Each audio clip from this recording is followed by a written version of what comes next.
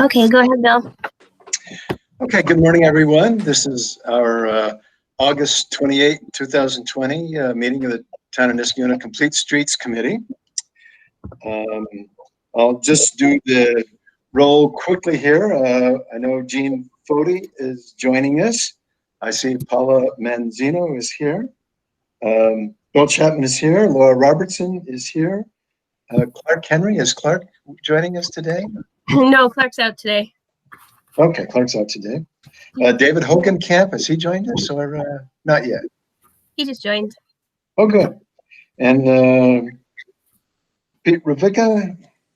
Not yet. Not yet. Dart, I see. Good morning to Dart. Good morning, Jim Levy. Good morning, Tess. And you said that Lauren and Carla have sent an email saying they can't join us today. That's right.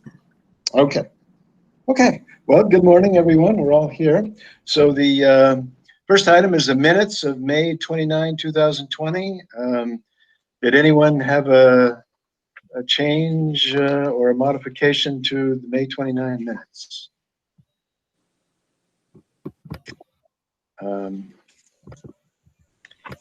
did have just one small thing at line 195, Laura. Okay. Complete Streets Committee to push for bike racks, not bike paths. This is at the Co-op Plaza, so it should say, I think. Yeah. Also, thank you for printing the Complete Streets Committee on the website. We now have all the members there, but I think our terms are all 2020, that we got appointed in fall of 2019, but the terms all run from January 1, 2020 to December 31, 2020. So you need to get that fixed. But thank you for putting that out there. Okay. The only other thing I noticed was that it says February 28th at the date, up at the top of the page. Oh, okay. In the header. Oh, the header. Yeah. Okay, I will fix that too. In the minutes, you're saying, right? And Paula. Yeah, I have some people working at my house, so I'm going to stay on mute unless so it's pretty loud here. Okay, first item of business is Rosendale Road Hike and Bike Path. I've had good response from our county legislators. I think they're interested, and as I mentioned at our last meeting, we've had some town board members, Denise Murphy McGraw and Bill McPartland, both sent emails saying they were supportive and interested, and I think the whole town board is. We want to help our county legislators with information they would need for a grant application. And so three things I have on my list that Jim's been helping out a bit. One is just a map of the proposed hike and bike path with affected properties, which would show kind of where the path would go. And Michelle Osterlich said she was interested in getting a copy of that. And then some cost estimates. And they kind of hooked together. One is just a map that Jim showed us where he's got Rosendale Road and then the path of the hike and bike path. But I believe he's also taken a few pictures of some of the properties that would show properties that have a fire plug or a light pole or trees and bushes or other impediments. And the third thing I had on my list was really an Excel spreadsheet. So in order to help the county, to help them with a grant, if we have a list of the affected properties, which I need to start on myself, and you know, we could list here's the property, and if we heard from the homeowner on Christine Brooks's email poll that they're supportive, that's a good thing. But I think what we'd want to show for each property is any impediments are there or obstacles that would have to be overcome. And And then if there's any inkling from the homeowner, whether they're generally supportive of the path or not, we would want to indicate that. And then if they have some objections or concerns, I mean, either you can go forward, but I've got these concerns about a tree, light pole, or how close it is to my front property. We'd want to list that so that as much legwork as we can do to answer questions that our county reps might want to know in order to discuss it at the county level, or to have information if we talk to homeowners so they would know where do you propose that it's going to go, how much is it going to cost, what are some obstacles, and then, you know, if there's some solutions to some of the obstacles, like we may have to move the hike and bike path closer to the road here, or for some properties where there's not a lot of space between the road and their front step, we might actually have to just have a curb and then the bike paths so that there's not as much buffer from road to the bike path, and maybe have a curb there so that we look at, and also maybe instead of a 10-foot path, an 8-foot path. So those were a few thoughts I had on Rosendale Road, and I'd like to ask Jim Levy, who's done some work on this already, if he'd like to amplify on any of those. No, but I think you touched on everything. I mean, if anyone wants me to put the information back up, I can do that we did last time. But I put together kind of a quick map showing where we thought the side path would go. Did the rough cost estimate using a DOT cost estimator. And for the, it's almost exactly a mile side path that we were looking at. We're looking at about $700,000. And that was the cost. It didn't include any right-of-way acquisition, significant grading, or moving of utility poles, all of which is very expensive and adds up very quickly if we have to go down that route. That was pretty much the cost for putting in a side path, assuming we would just kind of lay it down on the ground and go, which is not going to be the case in Rosendale Road. There are a lot of constraints, as Bill noted. And then I did a quick mock-up. Anyone who went to the last workshop would know some of the quick mock-ups. Excuse me, the quick mock-ups we've done before. I can put up on the screen really quickly if you want, but I'm going to go back and use Google Maps, and I don't like using Google Images for things, so I'll use some real pictures. But I can just share really quickly what I mocked up if you want. Sure. Let's see if I get up here, just so you can see. So my thought is, let me know if this comes up.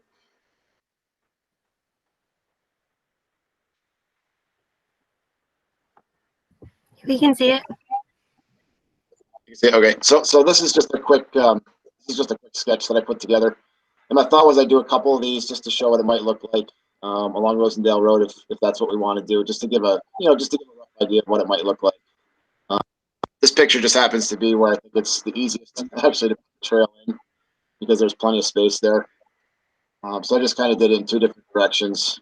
Again, just to mock up to see what it would kind of look like along the road. Is that near the schools? What's that? Is that near the schools? Where is that? It's at Mohegan. Oh, at Mohegan. Yeah, so this one happened to have there's a lot of property there and not a lot of trees or bushes or utility poles up along the road, so it was an easy one to do a quick mock-up on. But so if we think it would be helpful, I can do a couple of these, and throw those together for the purposes of putting together that pack. But otherwise, Bill, I think you touched on all the things, and I did go out there and drive it. Anyone who knows the corridor knows there are a lot of constraints. There are a lot of utility poles right along the road. Some of the houses that are close to the road, and even the ones that aren't, have hedgerows and things that are probably going to be in the way. So we're going to have to, look into all of that, as we move forward and consider this more. I do think that those visualizations are really good at building momentum, and also so people can realistically see it. I mean, just get a sense of that would definitely be totally awesome, especially when it's going to be that kind of a high cost. Because I think probably we would need to find some kind of a grant. So those kind of pictures are good for that as well, if you were able to do them.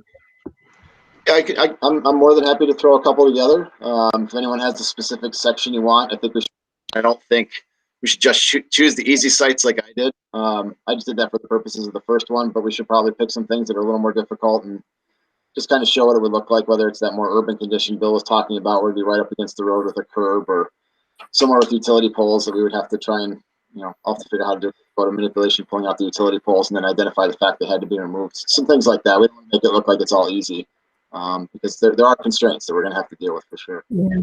Yeah, I Oh, think yeah, showing it, showing it to the neighbors would be really helpful too, because you look at that picture and it looks really great. You know, it's hard to visualize when you're saying you're going to put something in and all they see is grass. Yeah, no, absolutely. And that's where, again, it's a rough visualization, but I think it's helpful. And I think it's actually good to keep it as kind of a rough level now, versus saying that it's something that would be close to engineered, because we're nowhere near. So we don't want to oversell it either. It's just a concept and a sketch. James, do you think it really is, David Hogenkamp, do you think it really is feasible? I just look at the right of way and it looks so cramped. I mean, I know you need right of way acquisition, but I mean, do you see from the school to where the path stops that there is reason to believe this could be done in a feasible manner? It can be done. It's a question of, I think willingness of landowners, property owners along the road, and how much money it would cost any acquisition. I know the right of way is pretty short and pretty narrow, so we may have to be talking with property owners about, utilizing their property, not just the right of way.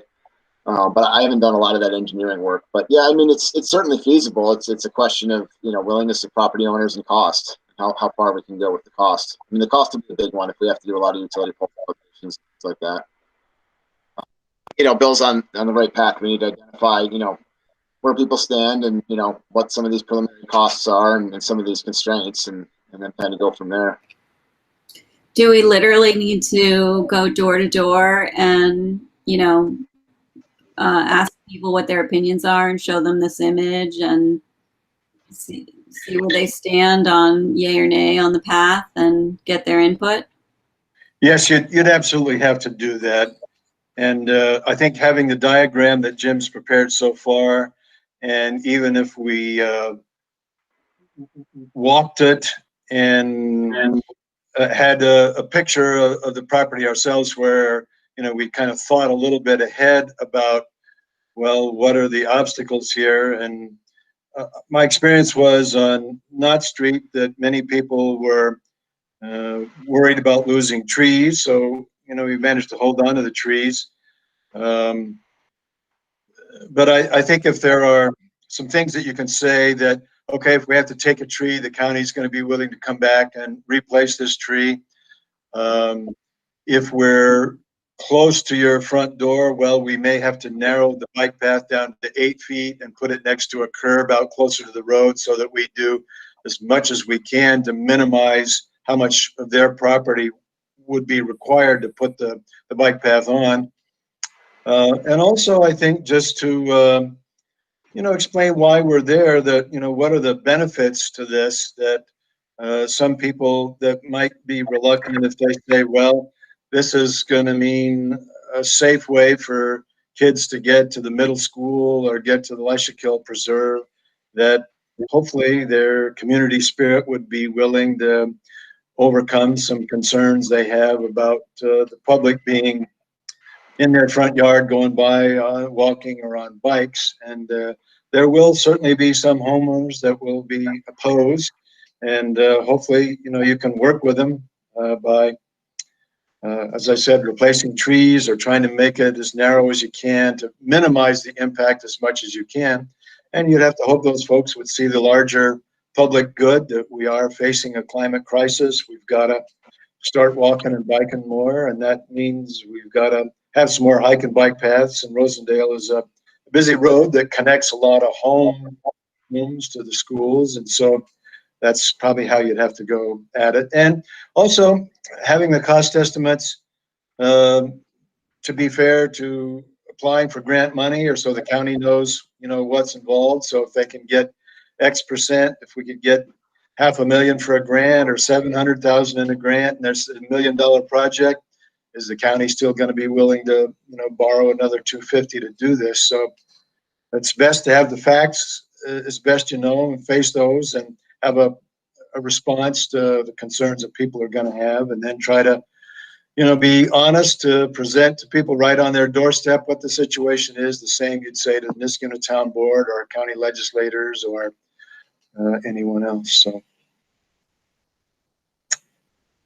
I hope that answers your question, Paulina, but you're right. We'd have to do that. And I think, some of the members of our committee, I'm anxious to kind of have a map, have some cost estimates, and to start, walking door to door and starting with the people that answered Christine's survey to say, okay, here's a homeowner that's on the street that says yes. And obviously people who the bike path doesn't go on their property, but they'd get the use of it, they're going to be yeses. If a grant pays for it and it's an amenity for their neighborhood, their homes that they can get around, they're going to say yes. It's the ones that may have to have a tree replaced, or it'll be close to the front of their yard that will be the tough cases to sell. And my experience with the county is they almost want that information. They want to know, if they've got 150 or 100 homes that are involved and 90 of them are dead against it, they'd say, we're not touching this. If you've got only 10 homes that are really strongly opposed, then it's like, okay, what can we do in the way of mitigation here to help try to get this through? And I hope that people, will be good community residents and good neighbors and will be willing to make a sacrifice for the community good. So after the map is generated and we know what properties are affected, are we going to sort of divide the map up and each take a section and then go door to door? I think it would be, folks that are interested, if you'd like to do some door to door, I think it's good to have, maybe teams of 2 go. So you present yourself as a member of the Town Complete Streets Committee. You talk a little bit about some of the things we're doing around in the town to promote walkability and bikeability. And, we talk a little bit about the support so far for the hike and bike path, and to say that we really think on the kind of west side or the Iroquois School side of the road makes the most sense. There's already a sidewalk there that we'd want to, put the hike and bike path on the same side. And just to say that, it's not a done deal that we're going to try to get some grant money to do it, but and run along your front yard and to assess some support. And some people might say, I don't want this on my front yard. It's going to be more crime, more trash. I can't leave my garage door open. It's not going to be safe. And you'll have to work on that. And some part of that would be reassuring them based on where bike paths and other things have gone in other parts of the town, and those things haven't been true. And to say if they've got a light pole or they've got flowers or a tree that they don't want to see wrecked, that we have some kind of a solution to that, and kind of find out where they're at, so that when you say to the county, here's where the neighbors are on that they would see, okay, here's 50 that are okay, here's 20 that are medium, and here's a few more that have some issues that we're going to have to work on. I was thinking about it from a homeowner's perspective, and if it's if the side path is on the homeowner's land, are they liable for something that happens on the path? Like, what if, I feel like maybe they'll ask, like, if it's icy, do I need to be out there cleaning? What if somebody gets hurt on the path and it's actually my land? Are they responsible? How do we answer that?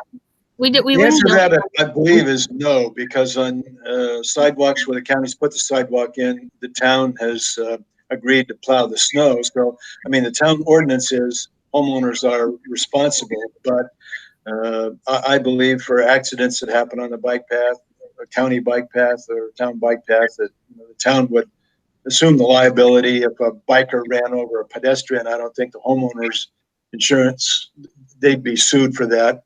And Jim, maybe we don't put it on their land. So that's what Jim Levy's talking about, is there would have to be right-of-way acquisition, potentially. So it's either an easement or just a full deed to the town change to the lot line, so that it's not actually on their land. Or if it is on their land, we're the owner of the easement and the underlying owner of the bike path. That's great. And I feel like that would be a good way to, because at first that seems like a negative, we're taking your land, but we're taking it so we can take the responsibility for it. So you'll have the trail, but you're not liable for anything that happens on it from now on. Yeah. And I think we should probably move on from this item if we want to keep to our schedule. But before we would do any door to door, like we would probably have a blanket letter that we would send to everyone, letting them know that the Complete Streets was coming to their house, and make sure that the town board knew that we were doing that, and the county, so that everybody was on the same page with us collecting that data. And because sometimes people aren't home either, so we could probably give them like a heads up letter saying, this is the project, we're going to be in your neighborhood coming out to try and talk to you. And that way you're not like cold knocking on people's doors and kind of freaking them out. And I think we're still a ways away from that. But so the first thing that we would probably do is create like a blanket letter to everyone with the maps and the kind of cost estimates and some of the, things, get that information out there, and then start trying to meet with people, especially the ones that, like Bill says, might have some issues. So. Okay. Anybody else have a comment on this before we move along? Okay, let's move on to the online pedestrian bike usage survey. And are we ready to let that fly? Okay, so we're trying to move this over to our new platform, which is called, it's called, oh, wrong one. I have way too many windows open if anybody is wondering. Oh yeah, here it is. Here it is. FormStack. And so I don't know, Jim, I know you did all the work to get it into SurveyMonkey. I don't know if maybe you could help me get into FormStack. Alexis said that she was going to do it. But I think she's kind of running out of time, but she's trying to make it do logic. So like this says, what street do you live on? How often do you walk, jog, or bike outdoors? And then she's going to say, do you primarily walk, jog, or bike close to home? And if you say yes, then it goes to, like the next question. If you say I do not bike and walk, then it goes to another question. She's trying to build in, because I guess that's what FormStack does, like logic. I don't have that much history with it. I don't know if any of you guys do, but so far we have this of the questions built in, and I just would need somebody's help to kind of put the rest of the questions in, and then get the supervisor has already okayed this going out. The legal department has already okayed it going out. They just want it on our platform so that we're the ones that get the data when it comes back. Plus we spend a lot of money on this. Yeah, Laura, I'm happy to help. It sounds like it's skip logic. So SurveyMonkey has really simple skip logic type stuff. It sounds like this one has, more, not complicated, but you can do more with it. But if you want me to help, I'm happy to do it. I don't know that I can do much having access to it, but if you want to print it or whatever works, I'm happy to help figure out what you need to do to get it done. Okay, sounds good. Yay. Well, thank you to everyone for reviewing the questions before our last meeting. And so it will be good to get this out.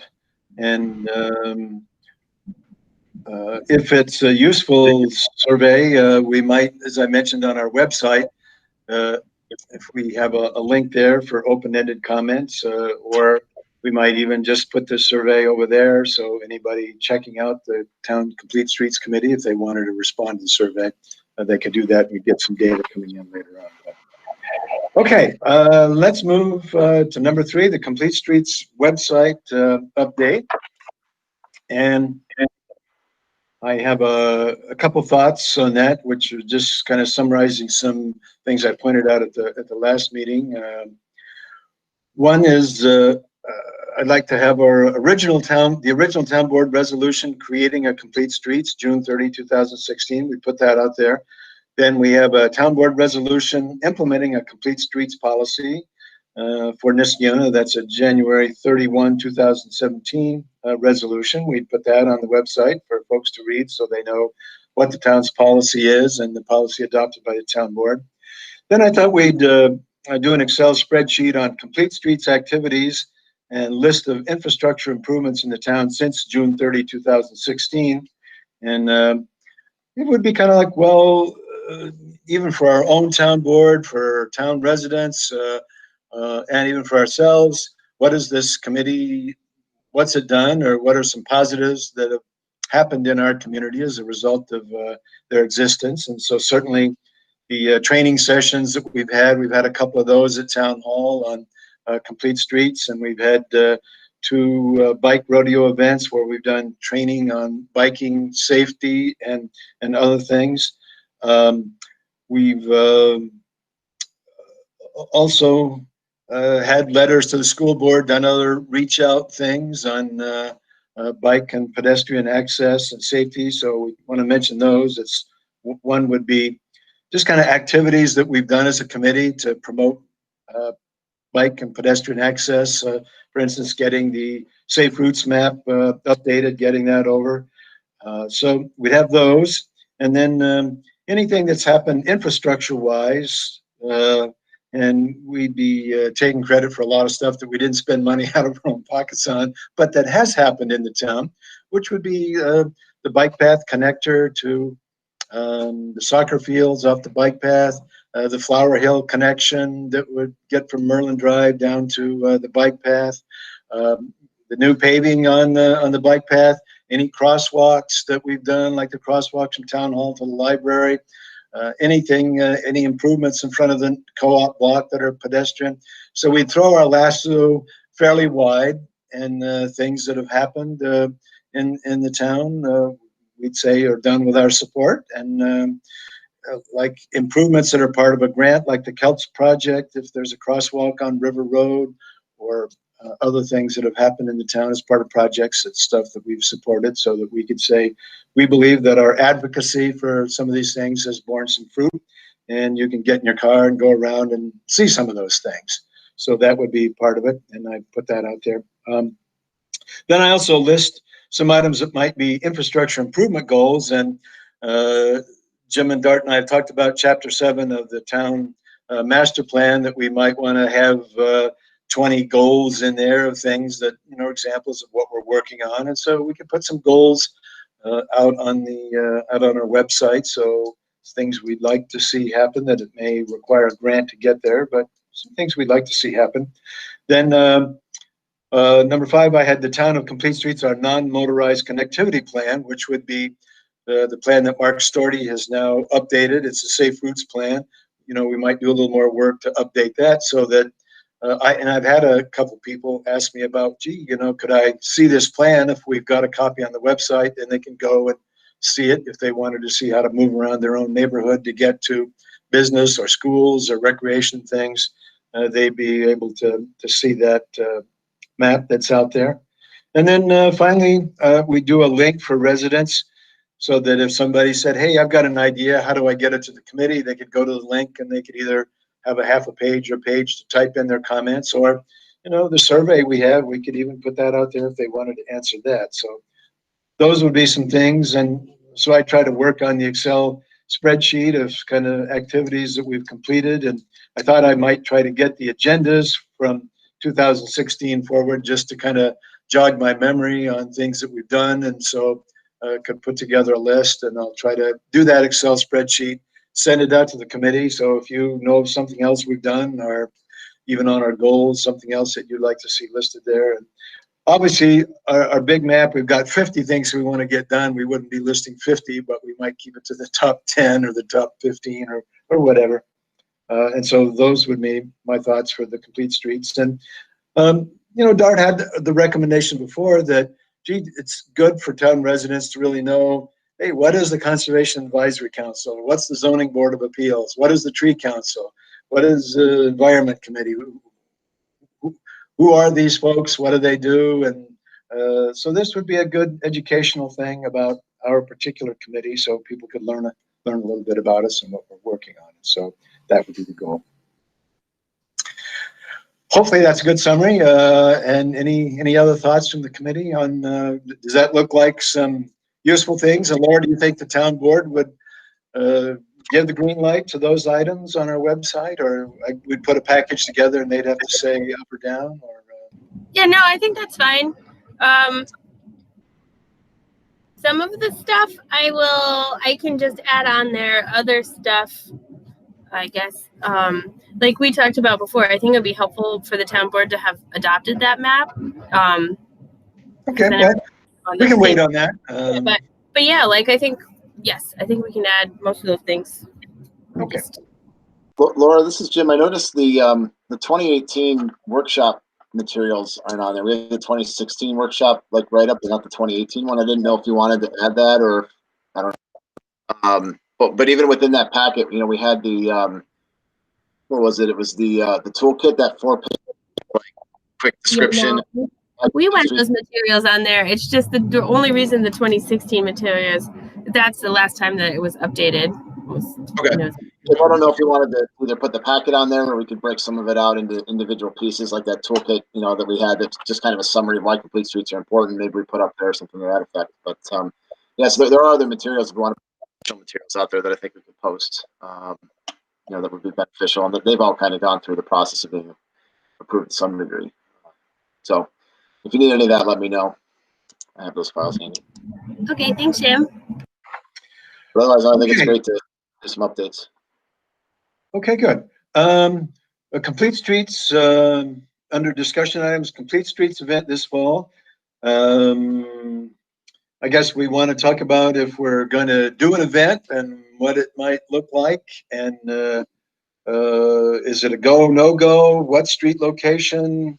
What would we include in a demonstration project? Like, would it be some chicane or some sharrows or what else? So, I know that we've actually hashed out it out fairly regularly over the last couple meetings. So I just I kept it on as an agenda item. I think it is a go. I think we talked about it being in October, and we talked about it being in and around Clifton Park Crescent, and a variety of treatments that we can do with hay, and do like a public kind of email blast saying drive through here, let us know what your thoughts are. And then I can't remember who it was that volunteered. It was Carla, Lauren, or Tess to kind of do a subcommittee on it. So I think really we're just at the point where a subcommittee needs to meet and start working on the details. Yeah, I'll help with that. Okay. And I can go back, but I mean we're a little bit behind on the minutes, but somewhere somebody had said that they would start that with me. So we just need to take the next steps on that. That's all. Okay, so maybe we'll send an email out to the group to see who else wants to be on the subcommittee. Yeah. Yeah, Tess, this is Jim. I'd love to help out on that. Oh, great. Thanks, Jim. okay. Anything more on this item? So we're going to get a committee and they'll get started. I've got to Okay. head off work. Thanks so much, guys. Bye-bye. Okay, thank you, Tess. Hi, Tess. The pedestrian connection grant, we did discuss at our last meeting. I don't know any updates, Laura, on that, or I know that you did put in the letter about. Yeah, so I have two things. One, are you guys okay with that letter that we would send to the people getting the sidewalks? And or Bill, you would probably sign it if you were okay with it, and then I would mail it out to everybody. I didn't know if anybody had any comments on that letter. The engineers were out there surveying, and I got a couple panicked phone calls saying, what are they doing? But actually, once I talked to the one person, they were in favor of the sidewalk, and they had felt that their neighbors were in favor. But it's definitely a good idea to let them know what's going on, even though it's kind of preliminary because they already saw people out there. So if you guys are okay with that letter, I'd have Bill sign it and send it out. If you have any tweaks, just let me know. And then the other thing is I'm wondering, we have to coordinate this with Weston and Sampson, and I'm not exactly sure how we would do it, but the county was asking for pedestrian counts on people crossing St. Joseph's because they wanted to see what the demand was for the crosswalk there. I don't know if maybe we could do I don't know when is a good time to do it because we obviously want to show. I mean, I drive by there all the time and see people crossing there all the time. But I mean, if somebody was just sitting there, it's probably I don't know, not that many people crossing in a day. I'm not really sure how we can prove to the county that crosswalk is got a high enough demand. Is there a way for people to self-report? I mean, is there such a device they can press a button or trip something when they cross the street? Maybe. I don't know, Jim, do you know of anything or? No, I mean, we can get trail counters and things, but not something where you self-report. I mean, there are apps there that, diehard cyclists and runners use to track where they go, and you can see, kind of how many people go in a certain location, but I don't even know how to really get our hands on that data. I'd have to talk to some people. Hey, I'd be happy to take a shift to go out from, 6 a.m. to noon or something like that, and even just mark the number of people that are going by on the bike path, either walking or biking, and also to keep account of how many people cross St. Joseph's to get over, and if we had somebody else that was willing to do a noon to 3 and a 3 to 6 and a 6 to 9 or something like that. I mean, we could certainly do that. Get some counts. Do we know, because I just actually don't know, like, do you think the counts are higher during the day when people are like commuting to work, or do you think it should be a weekend count? I would guess a weekend count, but I don't know for sure. Hey, Well, we Laura? could probably get one of each. I mean, I'd be willing to do 2 hitches. We get a weekday and a weekend day count, either a Saturday or Sunday. Hey, go Laura? ahead. Yeah, go ahead. Also another count to look at is a lot of the sports at the high school use that path. Like Rita would run to the rowing club from the high school and they would cross at St. Joseph's. So that's another maybe we can reach out to, because I have a feeling it's probably others, like maybe the cross country team or something. So that is a fairly big count too, I'm assuming. Like, maybe we could even just get the coaches to write a letter saying that this is our usual path, and it would be very beneficial to our sports teams to have the connection there. That would be great. That's actually great. Because I think that's a lot of weight if we're showing the local organizations and sports teams and other things are using it. And the bike club we should ask them too for a letter. Yeah. But I mean, I'm happy to, we could pick 2 days, one weekday and one either Saturday or Sunday, and try to get some volunteers, put together a volunteer list. And again, I think we should count people going across, either bikes or pedestrians going across St. Joseph. And then if we're out there, why not get a count of the pedestrians and bikers that are along the bike path right there? That would be helpful just to know that as well too. And just set up a schedule and count them. Yeah, I think a manual count's definitely in order among other things like letters and some other things. It's Okay. pretty easy.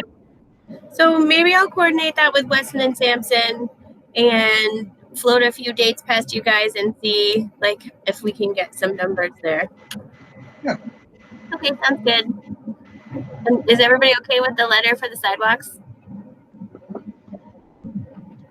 You're sure you want to put my name? I'm happy to sign it, but if there are questions about this, you get the questions. I'm just wondering if the town supervisor would prefer to sign a letter to residents. There's a structural improvement. If you got a question, call me. So I can ask her, but I actually showed it to her already, and she was okay with it coming from the Complete Streets Committee because we're kind of the ones that are managing that grant. But we can do it either way. well, you could ask her again. I'm happy signing it. But, if you've got residents that are concerned about things, would they prefer to talk to the town supervisor as opposed to just a citizen on a volunteer committee? But Well, I'm actually the contact information on that right. letter. Okay. You're signing Well, it. I'm happy to do it. I just would check with her one more time if she'd rather. I'll check with her one more time. Okay. Even Mike McNulty tells the story of a resident that was concerned about a street issue, and he was talking to his congressman about that, and he said, "Gee, I've talked to the town supervisor, and I've talked to my county legislators," and so Mr. McNulty asked him, said, "Well, have you talked to the town highway superintendent?" And the resident said, "Well, I wanted to talk to you before I went all the way to the top." So. The other thing goes, maybe you could co-sign it if you want, the supervisor's signature on there just to show that, she's aware of it or something. You could both sign the document too. Yeah. So the letter's good. I think the letter's good. So so the St. Joseph, the grant money is there. They just want to count first. So we should get that count probably as soon as we can so that that can go forward. Do we need a count for Regent Street, Laura, or not? Or is the county okay with Regent? They were pushing back on us on that one, and that was a little bit unexpected because they had originally said that they would support that crosswalk, but now they're sort of asking for justification on it. So Weston and Sampson can do like the sightline distance and all the engineering, but it's obviously a lot more money to pay for them to do a pedestrian count. And Weston and Sampson's still not exactly sure how a pedestrian count is going to show the need, like, because there aren't really like thresholds to say, okay, we have 5 people crossing here a day versus like 100. Like, when does it trigger a need for it? There isn't really, I don't think, like a standard number of people that would require the installation of a crosswalk. But I think that maybe if the numbers are good, it would show that, because this is the argument I was having with them already. They feel like, sight distances aren't great there.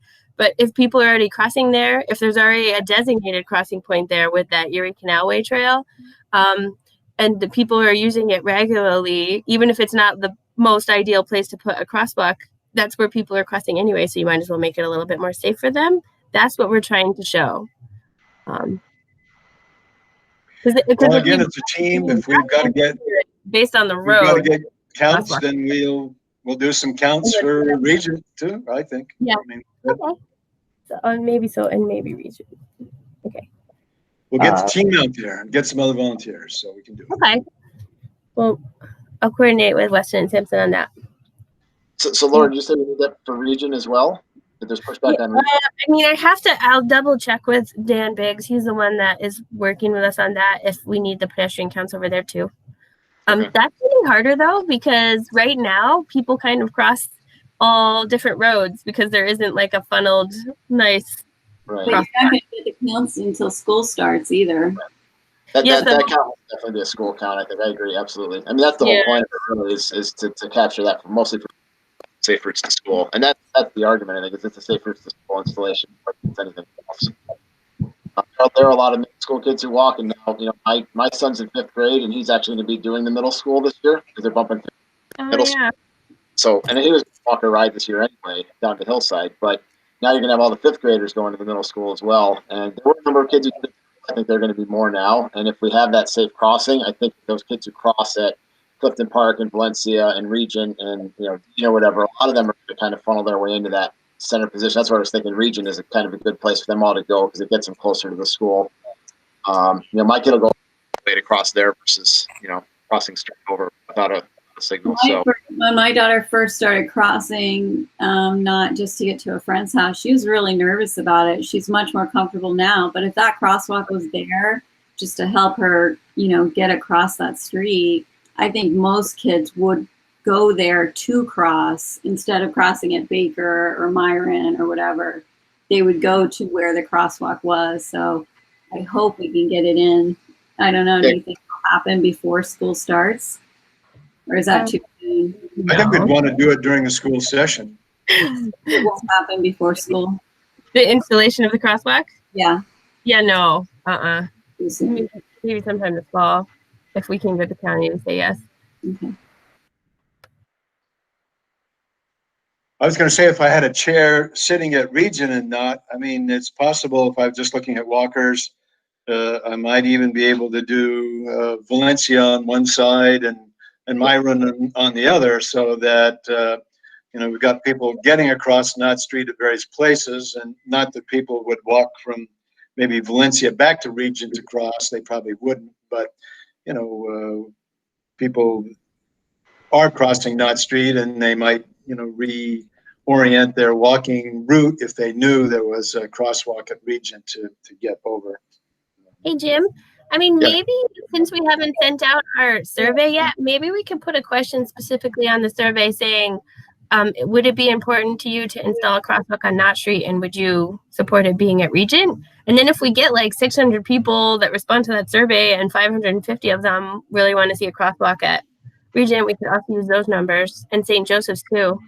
Do you want one for Knott and St. Joseph's?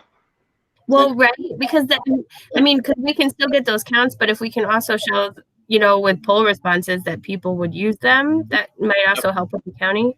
That's a great idea, Laura. Great Yeah, idea. that's a good one. I was going to say I can certainly go out and get people's signatures on something if we want to have written support from the neighbors for Knott Street, just because I live there and I know here will have kids and I can have them distribute it further to their neighbors.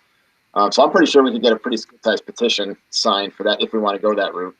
Okay, I think petitions also help with the county as well. They just don't want it to be coming from, a planner. Yeah, no, everyone wants to support. It kind of goes back to what Bill was saying with Rosendale Road. The more support and backup we can give them, if the town want it, then the easier it is to make the arguments. So, yeah, we can talk about some kind of petition or something where I can get some signatures, and I'd be happy to lead that for the Knott Street crossing.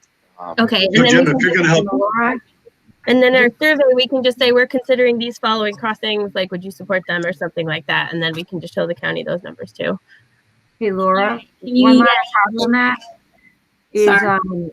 Regent, I think, is the most popular because the kids go from Regent right to Rankin because there's a crosswalk at Rankin and Balltown. So that is direct route. So that one is definitely the most popular for any of the high school kids. Once again, Rita uses it. Rocco will be using it this year.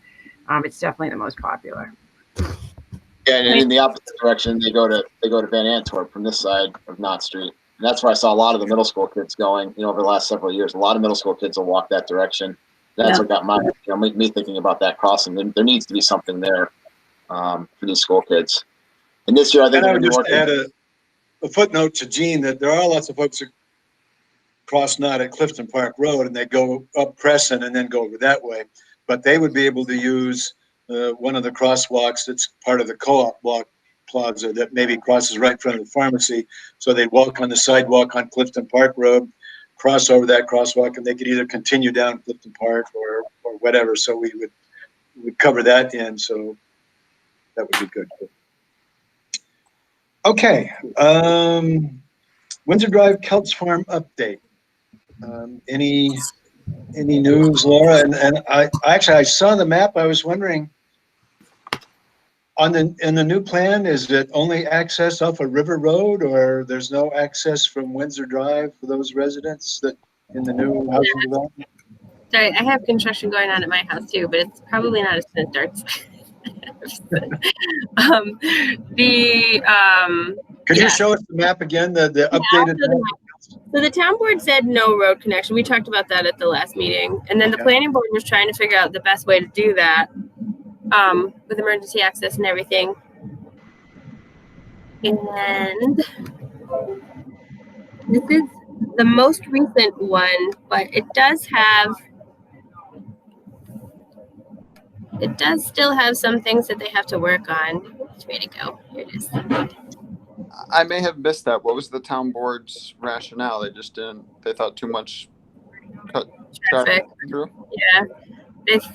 They felt the traffic kind of trumped the connectivity and comprehensive plan. Well, how about that? Comprehensive plan? How about the what? How about you do a comprehensive plan to just go, a few neighbors are upset. But well, you guys know how I feel about it. It's frustrating. The planning board tried really hard to make a good compromise that would allow for the connection in the future, but let that traffic mitigation happen. And you guys had also said that, but it wasn't supported at the town board level. So this plan has to change a little bit because the county took a look at this connection. This is the emergency road connection, and they felt like this would be a herd path, and it would probably split the traffic, and a large portion of the pedestrian and bicycle traffic might use this if they were going over to this side of Blatnick Park.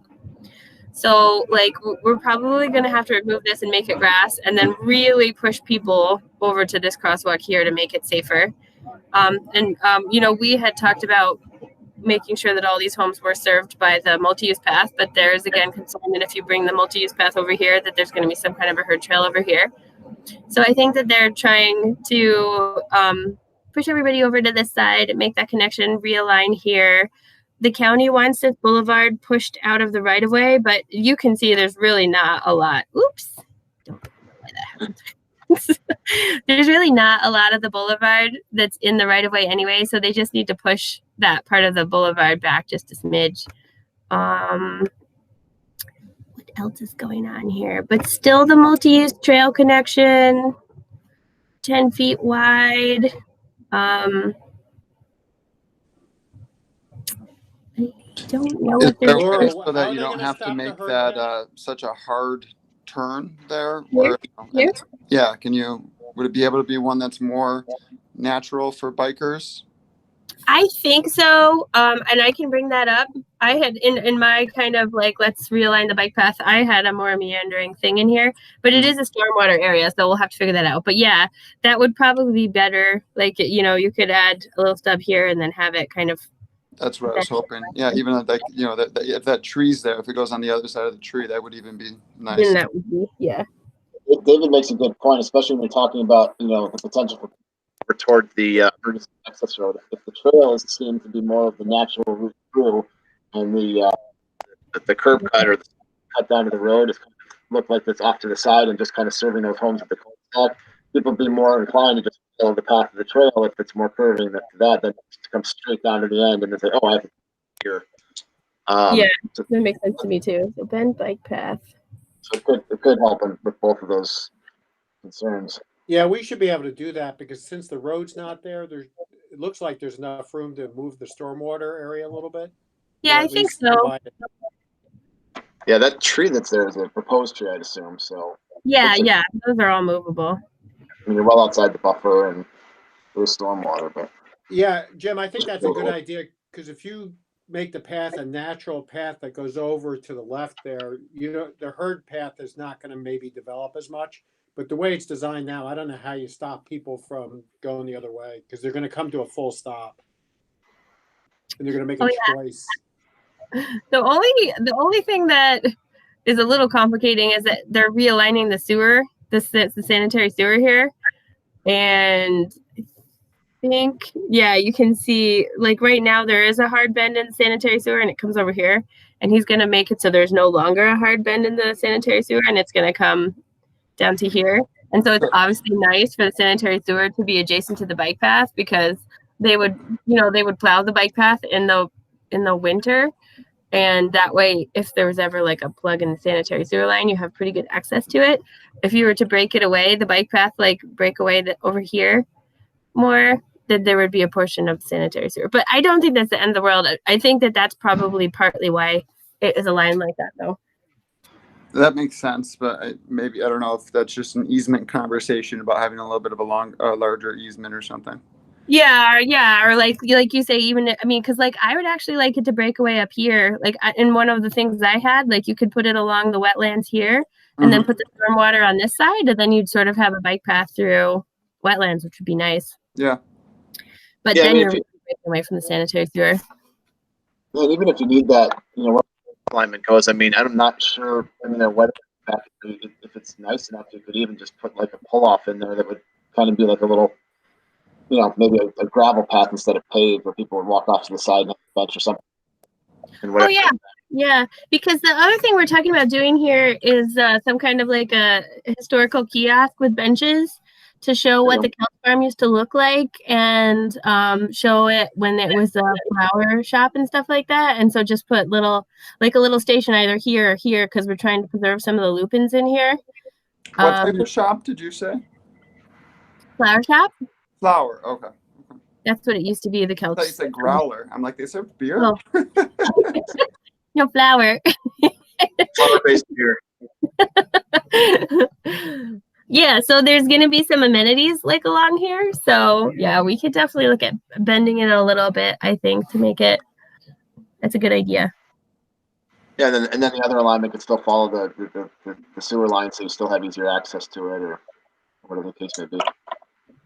Yeah, or I mean, or there's just a section of sewer line right there that, you know, is, you know, just overland, I guess. I mean, it's not developable because it's wetlands, so I'm sure it doesn't really matter either way. Yeah, Not I like mean, taking land away from. If anything, you might be able to get a little bit more yard for that one house to the right. this guy, these houses are going to shift just a little bit. I gotta stop doing that. Because this house over here is not very buildable because of the wetlands. So I think he's going to change this, shift these houses down a little bit, and add one more house over here. But he's losing this, so he's going to shift all this over, and so then maybe we can bend that bike path and then leave the sewer line the way it is. I'll see if they can do that. Even if it's not a realigned path, even just bending it where it kind of comes to an end there and making It's it so still it going doesn't to help. to the road, Yeah. but it comes around in the the way off to the road is kind of the secondary, then that would even be beneficial if there's something. I can't do something else. But the way it looks now, you're supposed to ride straight down to the road and go on the road and around, and yeah, it's Yeah, because this is the parking lot with the pavilion over here. This is where the splash pad is. So, people who want to get on the bike path, the bike path and go down that Blatnick Hill are gonna want to be using this side over here.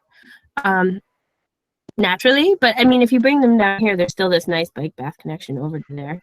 We're just trying to discourage that additional traffic at the not very great.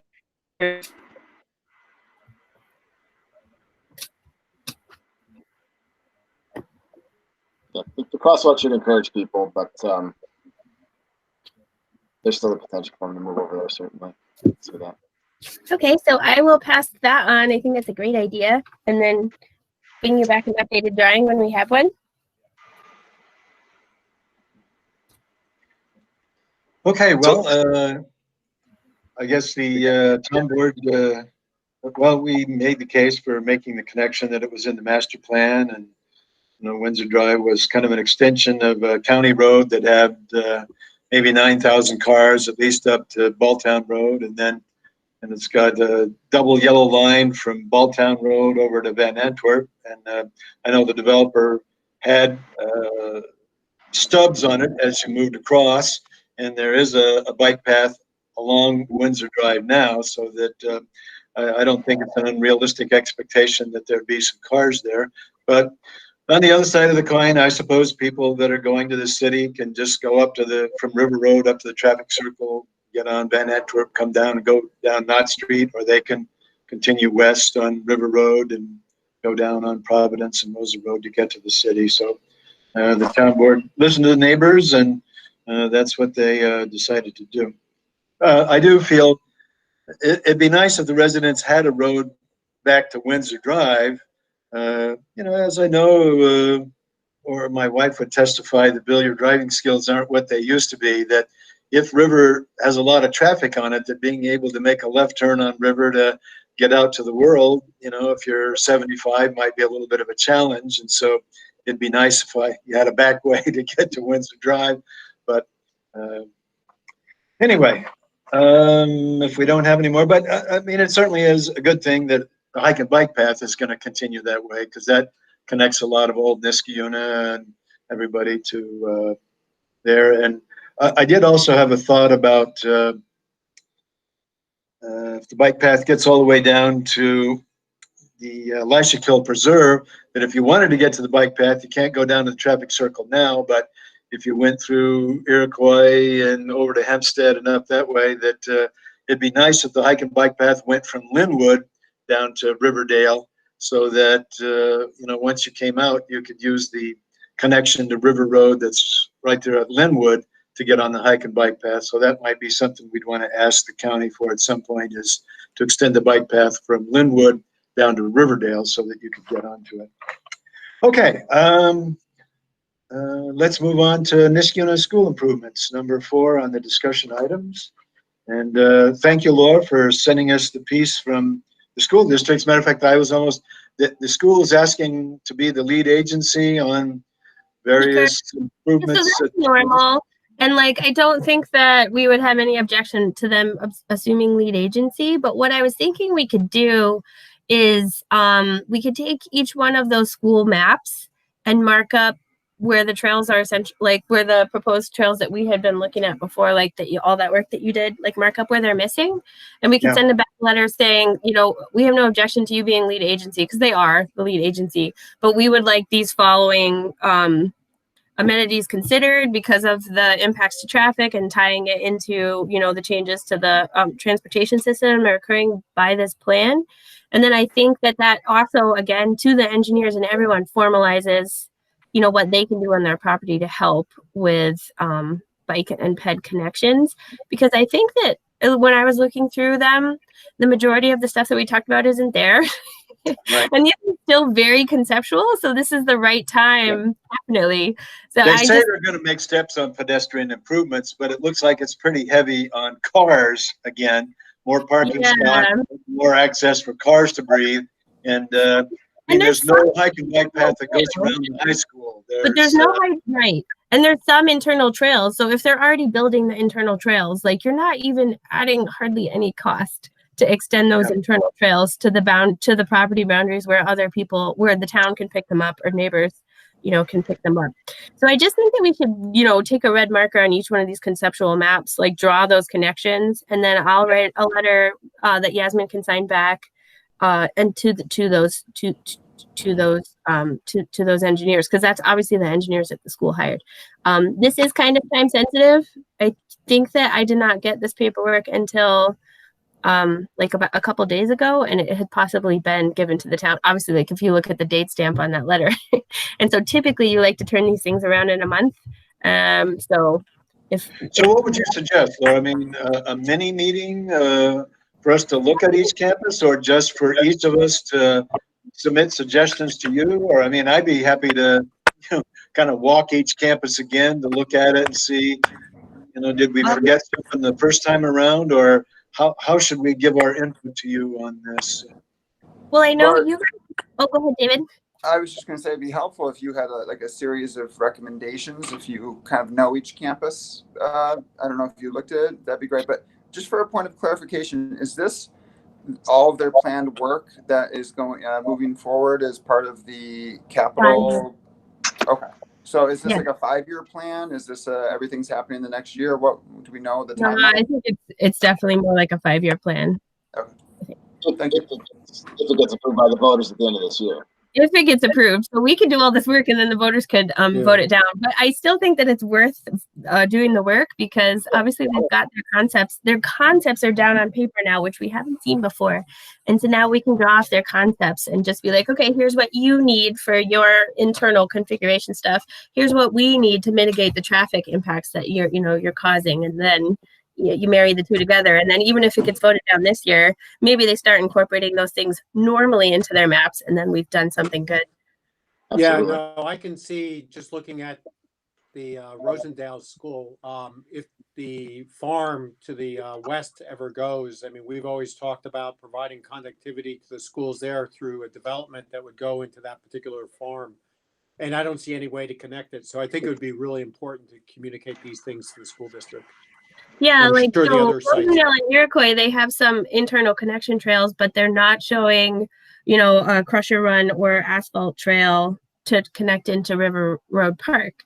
We can pave our trail all the way to their property line, and then you would have a nice asphalt trail from the schools all the way to, Hempstead. But if you don't have that connection, at the schools, then when they get to the schools, they're walking through knee-high grass that's wet from dew in the morning and stuff like that. And you're not gonna get the pedestrian and bicycle traffic that you would get if you just extended those internal trails to the boundary there. Yeah, same with the high school too. I thought that The high one school time we too. talked about a trail off the back end at the top of the map to connect. Yeah, just connected to Morrow. Yeah. Yeah. So Laura, I noticed that Hillside is missing. There's no Hillside exhibit in this. So that's something you may want to look at from the town's perspective. So, I mean, they're asking for a lead agency. I assume the town doesn't want that, so that's not an issue. But Yeah, it's not an issue. yeah, I'm just but thinking this is a good time to say we don't mind you being a lead agency, but we do have concerns about the traffic impacts, and we feel like the following maps would help mitigate traffic impact. Please take that into account when you're reviewing your seeker, and then the architects automatically have to at least look at it. we're missing the one, so that's something for the town to know. Does the town even have a part in the process or not? Or are we just totally disconnected from what the school does? I mean, we are totally disconnected, I think, except for seeker, and except if what they do like impacts our stormwater, impacts our traffic, impacts our something that is in our realm of, like, we don't have building permits for them. We don't have planning board site review for what they're doing. We don't have any of that, but we do have the ability to say that you're negatively impacting our stormwater, or you're negative. Because one of the things that engineering's looking at is they think they're paving like 141 acres. It's not that, it's a lot. And so that could be, that could be a significant impact to our stormwater. So we want to say, okay, you need to add some mitigation here, like, because our stormwater pipes just can't take this much additional impervious that's going to be directed into our existing system. Something like that is also something that we could say.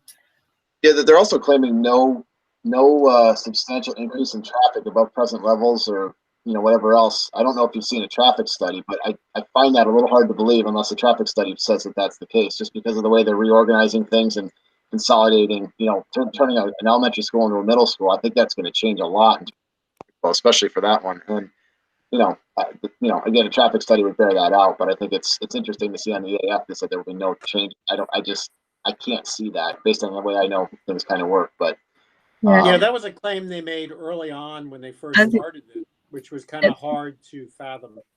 Yeah, because they had that traffic summary that we disagreed with. I think that's actually the additional parking spaces. I mean, if they all those, where are all those cars now? They can't possibly be parking in the grass. So there's going to be more cars on site, which is an increase in traffic. I mean, it's pretty straightforward. So that'll be one we can look at, certainly. But yeah, my biggest thing right now is just that it doesn't appear they put in the plan for Hillside. They had the map of it, and there's a discussion of it, but there's no actual sketch. That's funny, because I started went through them, but it's definitely not in there. I wonder if I somehow missed it when I was skipping it. Times I just missed it, because they do have the map showing the boundaries of the property for Hillside, but they don't have I think they had that one, but they didn't have the actual sketch. That's all. That may actually just be when we were scanning it. It might have skipped a page, possibly. I thought it might be because the conversation was still I think was still up in the air about whether they were going to convert Hillside to a middle school and then enter over to elementary or not. But I'll look and see if that's in the paper copy, and if it is, then I'll attach that one.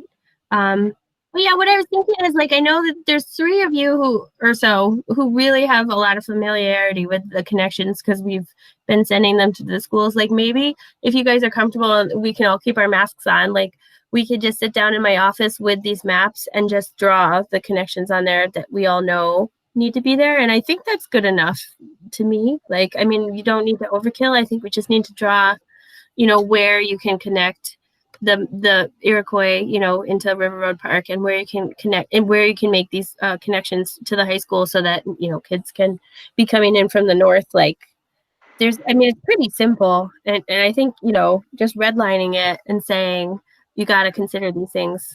How about at the pavilion, Laura? I'll bring a table and some chairs. We'll meet at the pavilion, and we'll wear our masks. We'll be outside, and whoever wants to come, we'll have a markup. And as a matter of fact, is there a day next week that you could suggest where early next week is probably best, like Monday, Tuesday, Wednesday, so that we can finalize everything and get it out Thursday, Friday, because I'm going to be on vacation the weekend after that. So okay, well, how about Monday, or how about next Tuesday one day, or actually I have a dental, I think, on Tuesday, but Monday or Wednesday, or even if you give us an assignment to look at the maps and meet on Monday during the day sometime, we could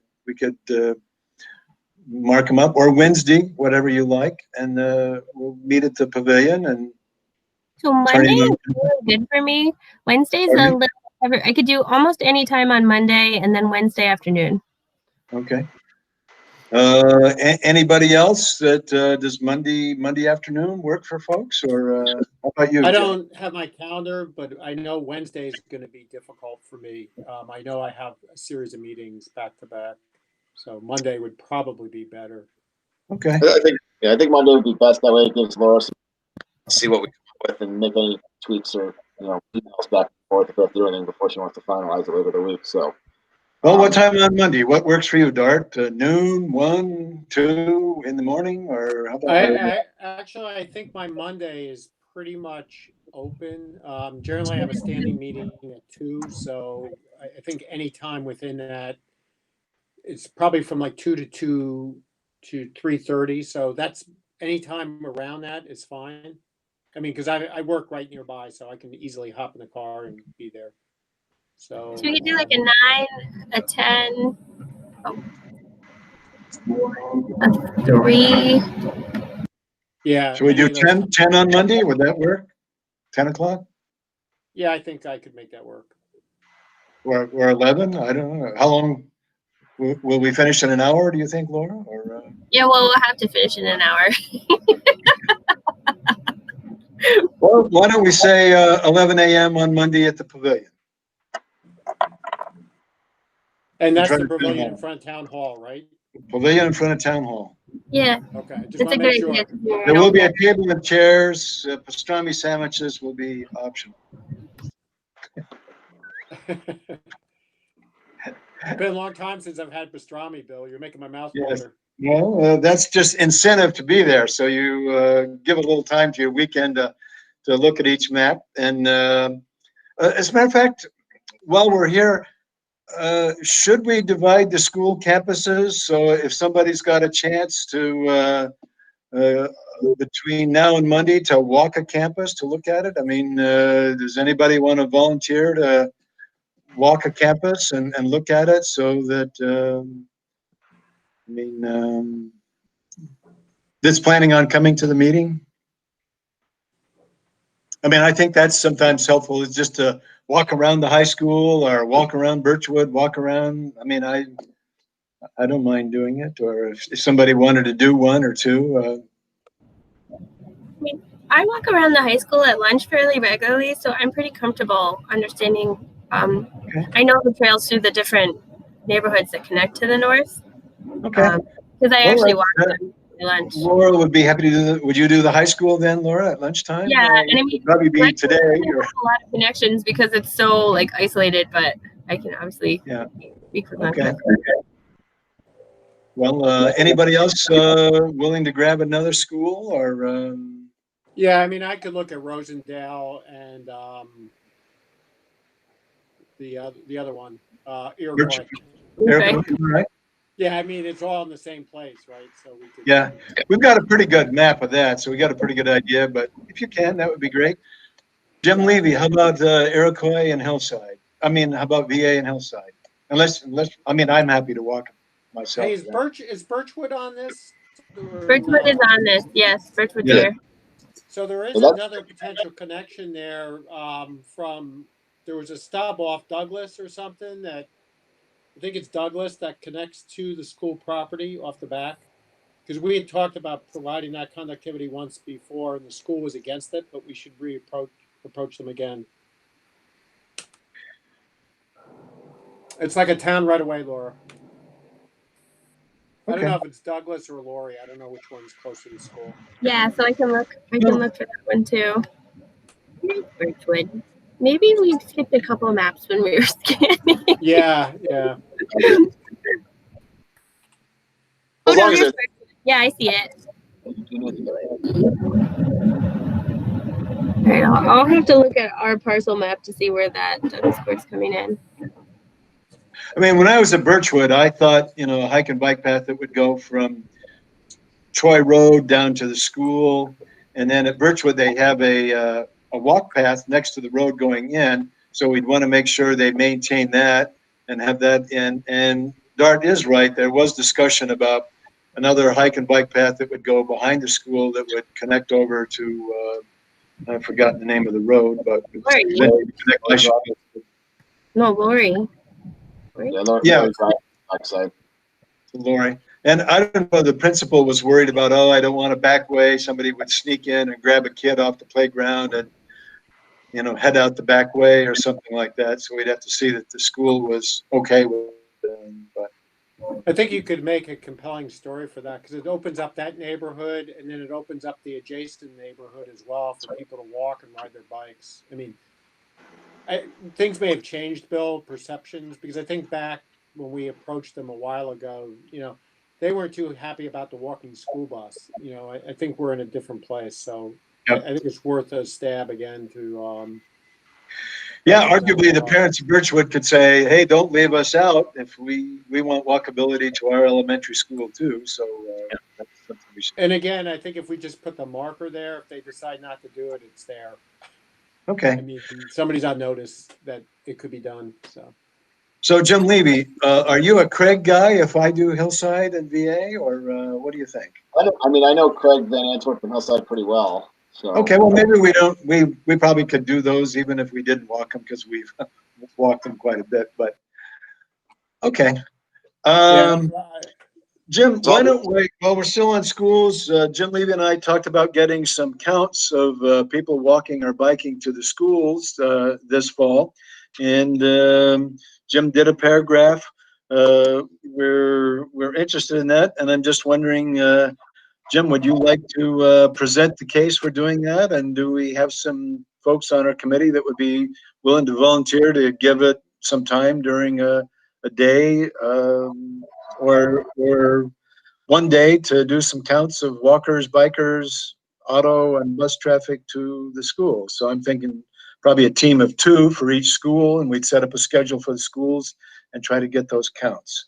So Jim L. Yeah, so just to fill in what Bill said really quickly, the thinking is that there are going to be a lot more people walking and biking to school this year just because they're not going to be on the bus, and there are going to be a whole lot more people driving. And I think the people who are driving to school after a while are going to get frustrated because if we thought the lines were bad, I think they're going to be really bad now with a lot more people driving. So those who can bike and walk, I think will probably attempt to do so, at least initially at the beginning of this year, maybe a couple weeks in if they get frustrated with driving, finding that it might be actually quicker to walk or bike if they're not that far away.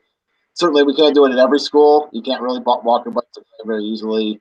A couple of the others are difficult depending on where you're coming from in town.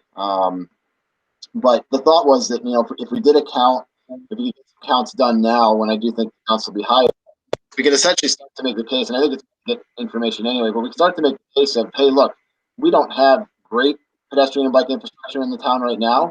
Look at all these people who are walking to school because they really feel that they have to, given the fact that we're in the middle of a pandemic. Imagine what we can do, and what would be there if we actually had better infrastructure there to let kids get to school with some of these very simple connections that we're talking about right now, and then even going beyond some of the more difficult ones. I think there are a lot of people who can bike and walk to school right now. I think there'll be a number of them who will, and that number is going to increase. If we can make it up, now without a great ability to do it, imagine how many when there is that other ability. I think it could help us, in the future. So there are a lot of people who can do this. And so the thinking was just to try and get some of those, even just get a baseline just to see where we are. Obviously, doing any kind of count in the pandemic is tough. But I do think this one can make the case that there are a number of people who can actually use the infrastructure to put it in. So that was the thinking behind it. I think that's a great idea. I feel like we may be a little overcommitted with all the stuff that we're doing, but if we can get it done, even if we just get one of the things that we're talking about doing done, it'll be good. I think, this commitment would be, probably an hour and a half to 2 hour period, when school's in session. I don't think we're going to do every school every day. It's just, it's not going to be a scientific, assessment or something like that. It's just to get out there and just get some counts done. So yeah, Bill's not on the line. But start a conversation, like you said, and get some leverage for the stuff that we've been talking about as well. Yes, I think we were going to try and just ask the school if it'd be okay if we did that, and then put together just a spreadsheet, what to do when, and just see if people can volunteer to sign up and do that, and just kind of see where we stand and what numbers we think we can get, so that we have something to use. And if there are only a limited number of people who can do it, then maybe we prioritize the buildings, the campuses that we think are the most important to get those counts on initially, and then go from there. So yeah, we want to do a lot of counts. I think this data would be helpful for a lot of the work we're doing, just to help justify it. So if we, and I know it's all volunteer time, but if we can get it done, I think that'd be great. So I'll work with Bill, who's not at the other end of the computer right now, and we'll put together some kind of idea or schedule we can send out to everyone. See what we can do for getting some of those up. That sounds good to me. Thanks, guys. Okay. Do people think it's a good idea for us to do the survey, and would they be able to volunteer a little time at some point? I hope so. Yes. Okay, good. We know you will, Bill. Okay. Well, I had to pop out. I had a tree that got stumped, and so I wanted to go out and usually I'm the person that gets stumped in life, but today I had a stump chipped in.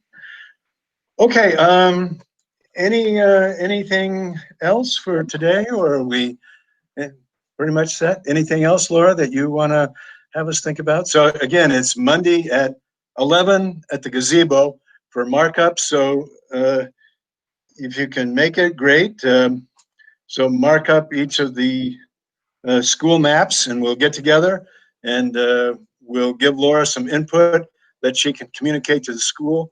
And as Jim has pointed out, we'll find out if the school is really behind pedestrian and bike access, if they're willing to give our input to their architects and engineers to say, in addition to improvements to parking and cars, we want to put these improvements to our internal campus for walkability and bikeability. So, okay, thanks to everyone for coming today.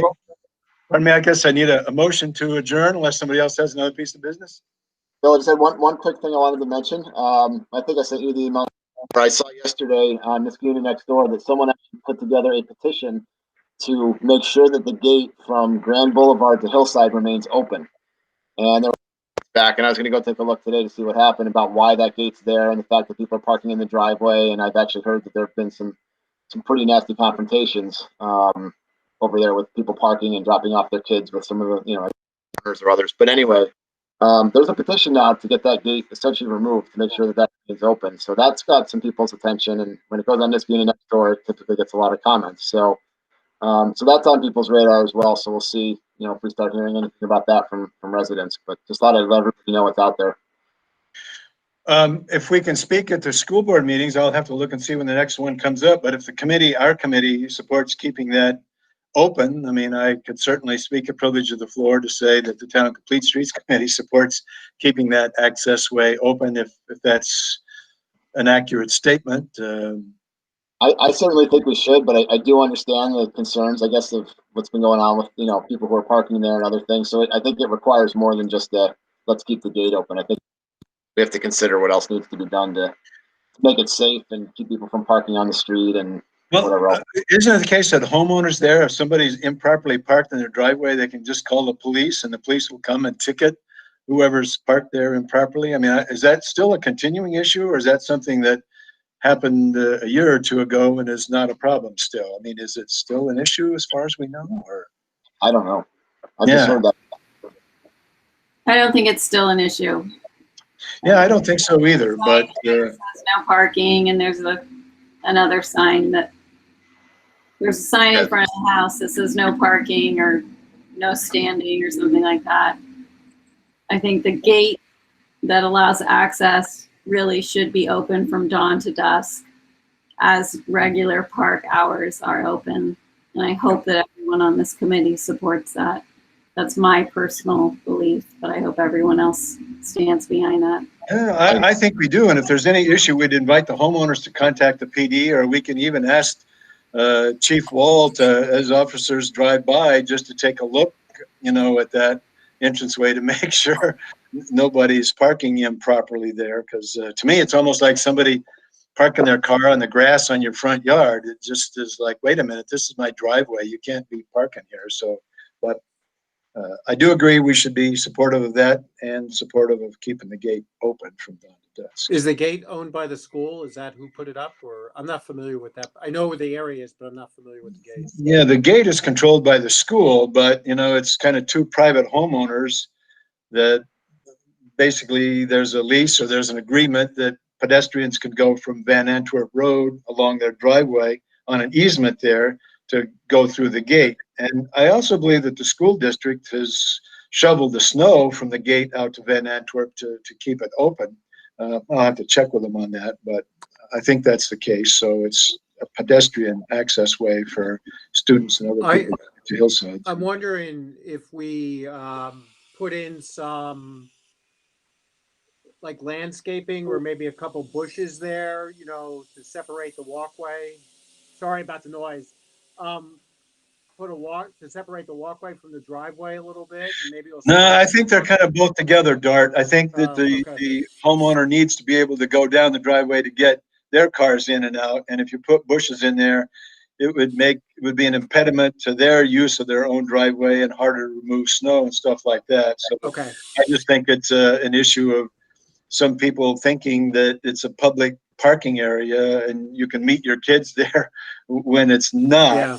And it's just a place for pedestrians to exit the school to get up to Van Antwerp Road, or students and their parents to go from Van Antwerp Road to get to Hillside, which is a convenient way. You don't have to walk all the way around.